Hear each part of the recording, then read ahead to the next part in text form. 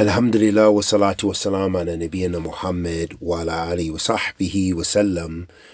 Amma ba'd. Habati fillah. Assalamu alaikum rahmatullahi wa barakatuh. A question was asked about using caffeine patches. A caffeine patch is a type of transdermal patch designed to deliver caffeine to the body through the skin. I'm having caffeine withdrawal symptoms, plus my productivity has been at its lowest in Ramadan.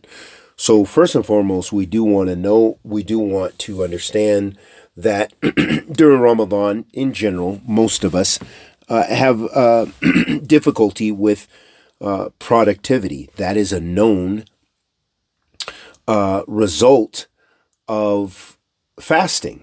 That it is your body is using the nutrients, and the doctors can tell us more, but your body is using up your nutrients. You're not putting protein, you're not putting carbs, you're not putting anything, not even liquid water in your body. So it's a lot of taxing on your body. But obviously there are many health benefits as well.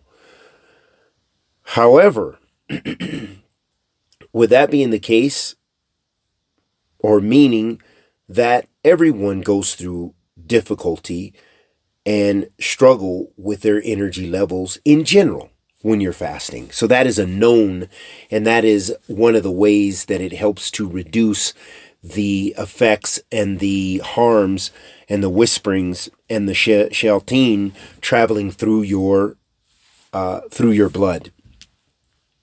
It helps to restrict that movement, if you will. And this is known by the Shara.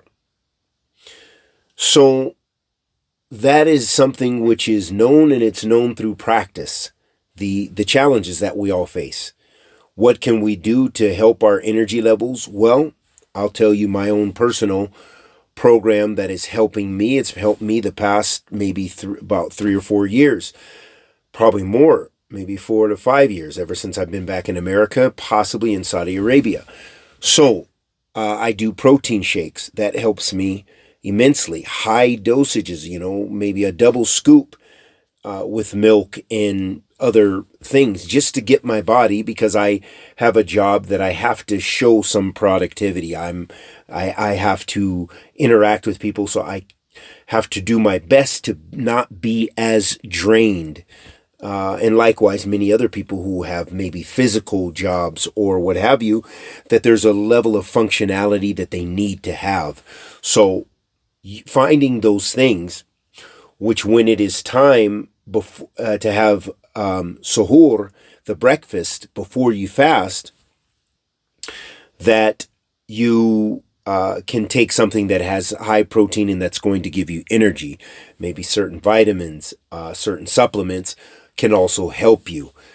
Secondly, with regards to your specific issue of caffeine and it having an immense effect. In fact, this is a great benefit for you to leave it altogether. And I speak from personal experience. Whether I'm addicted or not, Allah knows best.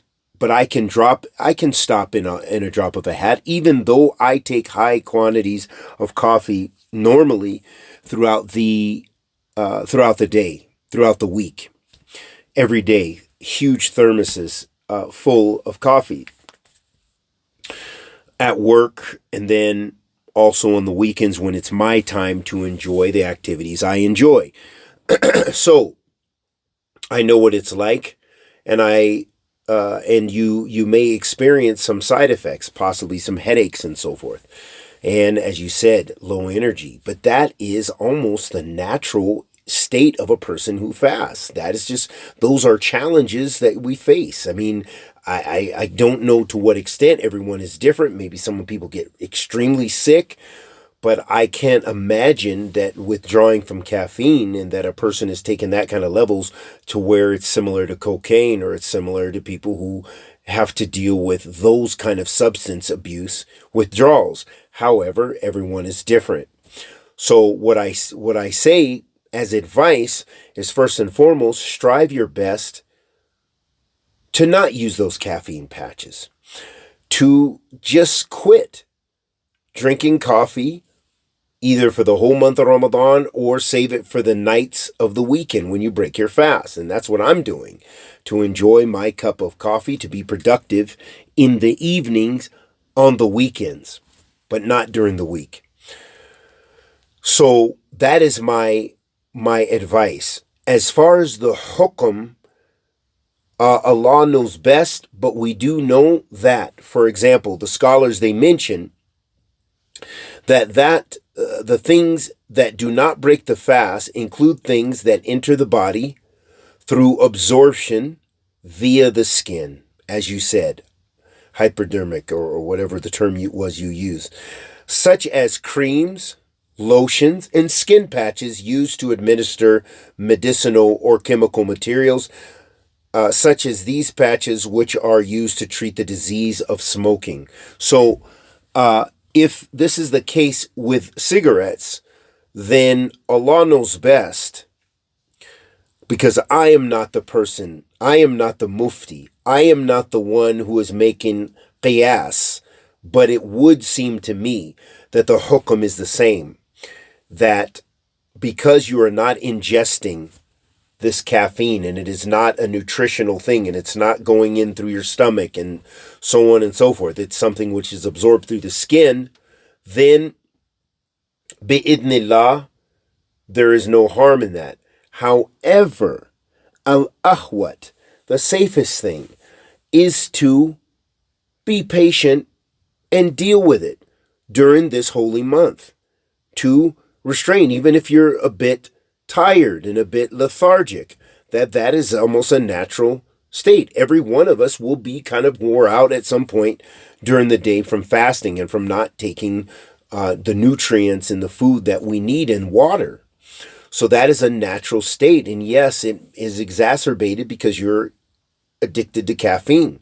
However, if you can, the first and the best choice is to avoid anything doubtful. But if that is a serious issue for you, and that is something only you can determine or a doctor can determine, then bi'idhnillah, it is like it takes the hukum of those other things that are like creams and lotions that you absorb into your skin and have no effect on your fasting. And likewise, as some of the scholars have made fatwa and mention about cigarette patches. So Allah knows best that it would appear that there is no harm in that. And we ask Allah subhanahu wa ta'ala, the Almighty, to accept our good and forgive our evil, make all of our affairs easy and good. Wa sallallahu wa sallam ala nabiyyina Muhammad wa ala alihi wa sahbihi wa sallam.